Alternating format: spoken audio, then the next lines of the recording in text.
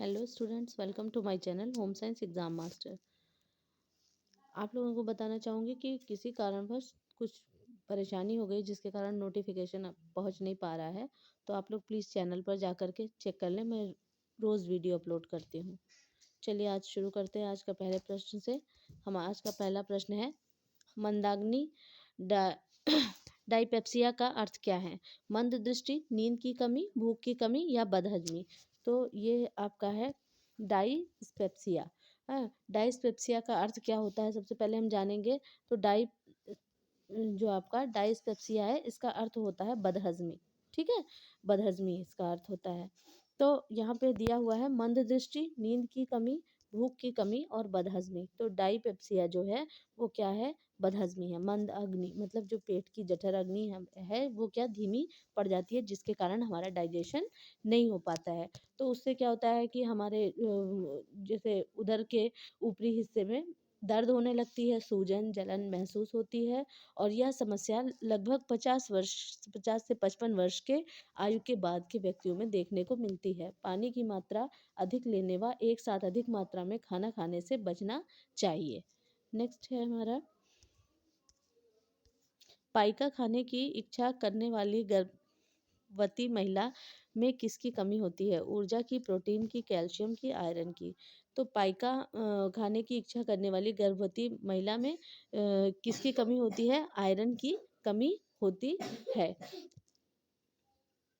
Iron का मुख्य कार्य क्या है? रक्त में लाल रक्त कणिकाओं का निर्माण करना। इसके अलावा यह हीमोग्लोबिन का भी निर्माण करता है। शरीर में लोहे की मात्रा कुल वजन से 0.004% होती है। एक प्रौढ़ व्यक्ति में के शरीर में 2 से 5 ग्राम लोहा होता है। नवजात शिशु के शरीर में लोहे की मात्रा अधिक होती है।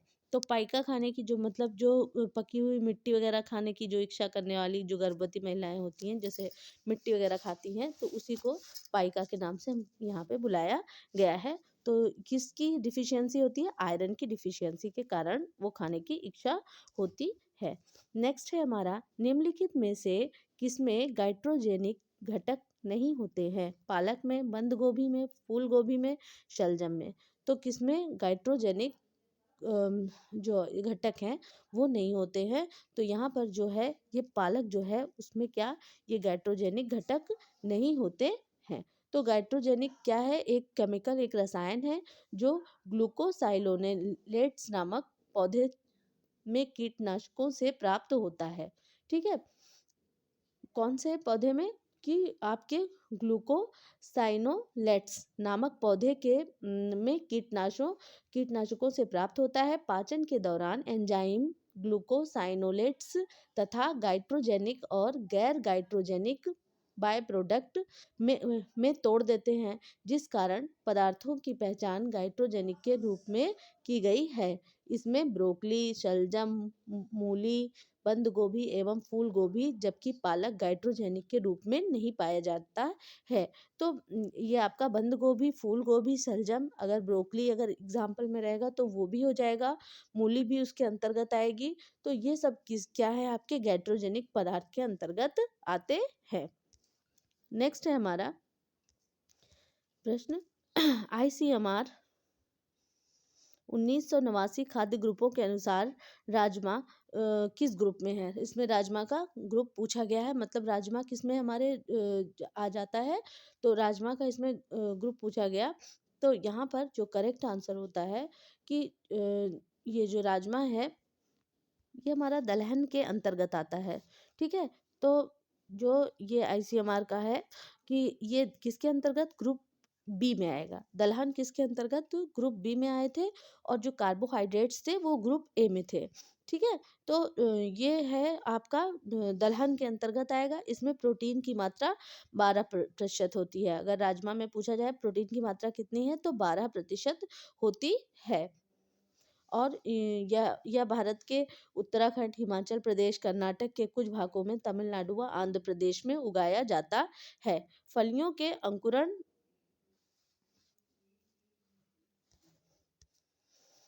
अंकुरण में जैसे कोई भी चीज़ है, अगर हम उसको अंकुरित करते हैं तो उसमें क्या होता है, कार्बोहाइड्रेट की मात्रा बढ़ती है, प्रोटीन की मात्रा बढ़ती है, वसा की मात्रा बढ़ती है, विटामिन सी की मात्रा बढ़ती है। तो यहाँ पर हमारा ऑप्शन नंबर 4 जो है वह करेक्ट हो जाता है कि जैसे जब हम अंकुरित करते हैं, अनाज को अंकुरन करने का काम करते हैं, तो उसमें विटामिन सी की मात्रा वो बढ़ जाती है। चना है, उड़द की दाल को अंकुरित करके खाने से शरीर में अत्यधिक पौष्टिक तत्व मिलते हैं और विटामिन सी से भरपूर होने के कारण इनका सेवन बालों तथा त्वचा के लिए बहुत लाभदायक होता है। इसमें बालों का झड़ना, टूटना जैसी समस्या दूर होती है और बाल जड़ों से मजबूत होते हैं। तो फलियों के अंकुरण से ये फायदा होता है। नेक्स्ट क्वेश्चन है हमारा, ब्रान किसका एक अच्छा स्रोत है? ब्रान किसका एक अच्छा स्रोत है? कार्बोहाइड्रेट और प्रोटीन का, और कैसेलापन और खनिज का, बी ग्रुप विटामिन और कैसेलापन, बी ग्रुप विटामिन और प्रोटीन। तो यहाँ पर करेक्ट आंसर हमारा हो जाता है ऑप्शन नंबर ए जो है, कार्बोहाइड्रेट और प्रोटीन का ब्रान क्या है, बहुत अच्छा सोर्स है। ये सभी साबुत अनाजों में अघुलनशील फाइबर्स होते हैं जो पाचन तंत्र के लिए उत्तम माने जाते हैं। इसलिए इसके अतिरिक्त कुछ घुलनशील फाइबर भी होते हैं जो रक्त में वांछित कोलेस्ट्रॉल के स्तर को बढ़ाते हैं।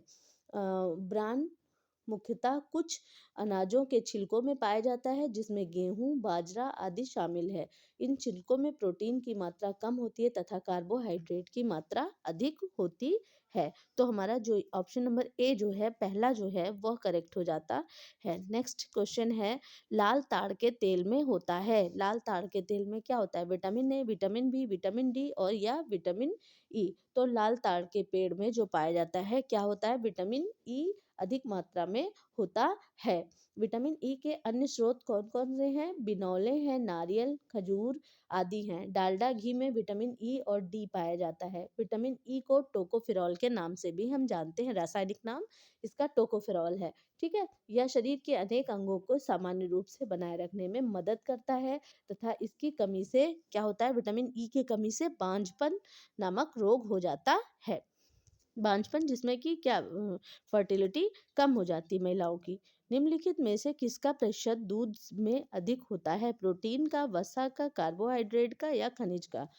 तो किसका प्रतिशत है जो कि दूध में अधिक होता है?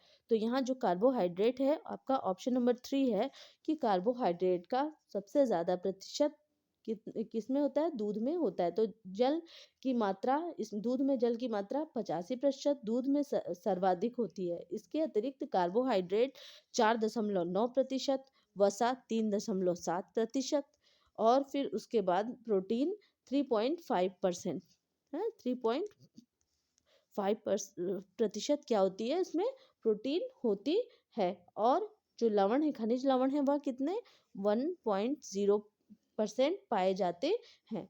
राइबोफ्लेविन तथा विटामिन ए, डी के एवं ई सहित फास्फोरस, मैग्नीशियम आदि भी दूध में पाया जाता है। दूध को पूर्ण आहार कहा जाता है। दूध में आयरन और विटामिन सी की कमी होती है। ठीक है, आयरन और विटामिन सी दोनों की कमी दूध में होती है। और साथ ही साथ मैं बताऊं कि ये तो मोटा मोटा सा दूध का प्रतिशत है, वरना गाय का दूध, बकरी का दूध, इन सब अलग अलग तरह के जो मिल्क हैं उसका कंपोजिशन अलग अलग होता है। निम्नलिखित में से किस एक घटक का प्रभाव भोजन की पसंद पर नहीं पड़ता? मीडिया, संस्कृति, अभिजात वर्ग या गुणवत्ता? तो किसका प्रभाव नहीं पड़ेगा? खान पान पे हमारे संस्कृति का भी प्रभाव पड़ेगा, अभिजात वर्ग का भी प्रभाव पड़ेगा। हम कैसे सिस्टम, मतलब कास्ट सिस्टम क्या है हमारा, उससे भी फर्क पड़ता है और क्वालिटी से भी हमारे खाने पे फर्क पड़ता है। लेकिन मीडिया का कोई प्रभाव उस पर नहीं पड़ता। तो ऑप्शन नंबर ए जो है वह करेक्ट हो जाता है। नेक्स्ट क्वेश्चन है हमारा,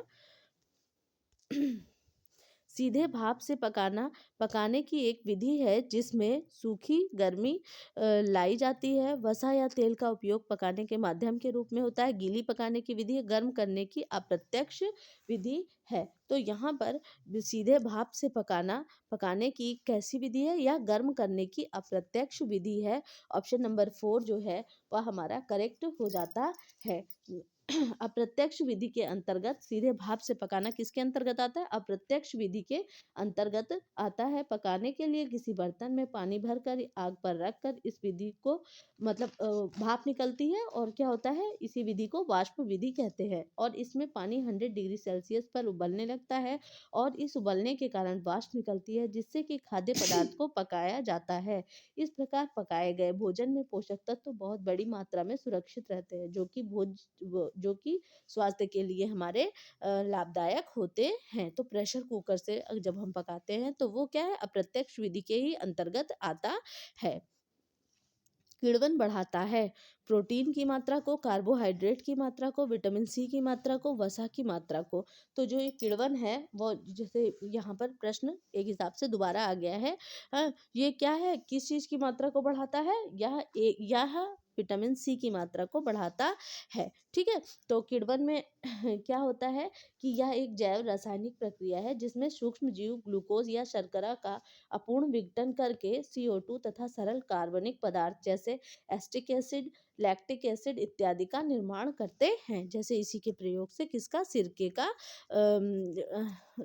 का निर्माण होता है। ठीक है, तो यह विटामिन सी की मात्रा को बढ़ाता है। ऑप्शन नंबर 4 हमारा करेक्ट हो जाता है। नेक्स्ट है हमारा, खाद्य पदार्थों को बोतल बंद, डिब्बा बंद और पैकेजिंग करने से उस खाद्य पदार्थ के बिगाड़ने वाले किस घटक को बहुत कम कर दिया जाता है? जब खाद्य पदार्थ को बोतल बंद या डिब्बा बंद पैकेजिंग करते हैं उस समय जैविक खाद्य पदार्थ की उपलब्धता, उपयुक्त तापक्रम की उपलब्धता, वायु की उपलब्धता, उपयुक्त पीएच की उपलब्धता। ठीक, तो यहाँ पर जो करेक्ट आंसर हो जाता है कि जब भी हम किस घटक को बहुत कम वैक्यूम से क्या करते हैं, हवा को एकदम निकाल लेते हैं जिससे कि उसके अंदर मॉइस्चर बिल्कुल भी ना रहे। तो ऑप्शन नंबर 3 जो है यहाँ पर हमारा करेक्ट हो जाता है। और खाद्य पदार्थ जो हैं उनको बोतल बंद, डिब्बा बंद और पैकेजिंग करते समय खाद्य पदार्थ को बिगाड़ने वाले घटक अर्थात वायु की उपलब्धता को बहुत कम कर दिया जाता है। इसके द्वारा खाद्य पदार्थ लंबे समय तक सुरक्षित रहता है। सामान्य ताप पर वायु में जीवाणुओं की संख्या में कम वृद्धि होती है जबकि गर्मी में इनकी संख्या में तेजी से वृद्धि हो जाती है। ठीक है, तो यहाँ पर वायु की उपलब्धता को कम कर दिया जाता है। नेक्स्ट क्वेश्चन है हमारा, खाद्य संरक्षण की निम्नलिखित में से किस विधि में एंजाइम विकृत हो जाता है? कौन सी ऐसी खाद्य संरक्षण की विधि है जिसमें कि एंजाइम्स क्या हो जाते हैं, विकृत हो जाते हैं? तो अपूयन, वर्णहीन करना, निर्जलीकरण करना या अचार बनाना। तो यहाँ पर जब एंजाइम इसमें विकृत हो जाएंगे, ये कौन सी विधि है? निर्जलीकरण करने की विधि है। ठीक है, तो खाद्य संरक्षण के लिए निर्जलीकरण के कारण एंजाइम्स विकृत हो जाते हैं। धूप में भोज्य पदार्थों को सुखाना एक पुरानी तथा बहुप्रचलित विधि है। इस विधि से भोज्य पदार्थों को सुखाया जाता है और सूक्ष्म जीवों की वृद्धि के अवसर को कम कर दिया जाता है, मतलब बिल्कुल भी जल ना रहे, निर्जलीकरण यहाँ पर किया जाता है। ठीक है, ज्ञान है, ज्ञान क्या है? मानवीय स्रोत है, गैर मानवीय स्रोत है, नवीनीकरण स्रोत है या गैर परंपरागत स्रोत है? तो जो ये ज्ञान है यह हमारे किसके अंदर, या मानवीय स्रोत के अंतर्गत आता है। गृह प्रबंध में हमने पढ़ा है कि साधन 2 प्रकार के होते हैं, एक होते हैं मानवीय और दूसरे होते हैं अमानवीय साधन। तो उसी के अंतर्गत ये ज्ञान आपका आया हुआ है कि यह एक मानवीय साधन है और जो हमारे अंदर जो निहित है, जैसे कि जैसे हमारा ये ज्ञान हो गया, मानवीय साधन में क्या था, ज्ञान है, कौशल है, अभिवृत्तियां हैं, बुद्धि है, ये सारी किस्में, ये सब हमारे मानव के अंदर निहित है, इसीलिए यह मानवीय साधन के अंतर्गत, मानवीय स्रोत के अंतर्गत आते हैं। नेक्स्ट है हमारा, गर्भावस्था के दौरान भोजन का अतिरिक्त हिस्सा होता है 25 ग्राम, 50 ग्राम, 75 ग्राम या 100 ग्राम। तो गर्भावस्था के दौरान भोजन का अतिरिक्त जो हिस्सा होता है वह होता है 75 ग्राम का। अतिरिक्त हिस्सा मतलब जितना हम खाते हैं उससे क्या 75 ग्राम अधिक लेना चाहिए। तो ऑप्शन नंबर 3 जो है वह हमारा करेक्ट हो जाता है। गर्भावस्था में स्त्री को जो है 300 कैलोरी या 75 ग्राम अतिरिक्त भोजन की आवश्यकता होती है। साधारण कार्य करने वाली स्त्री जो है वो जो आहार लेती है उससे ज़्यादा आहार गर्भावस्था में स्त्री को लेना चाहिए। ठीक, तो नेक्स्ट है हमारा क्वेश्चन,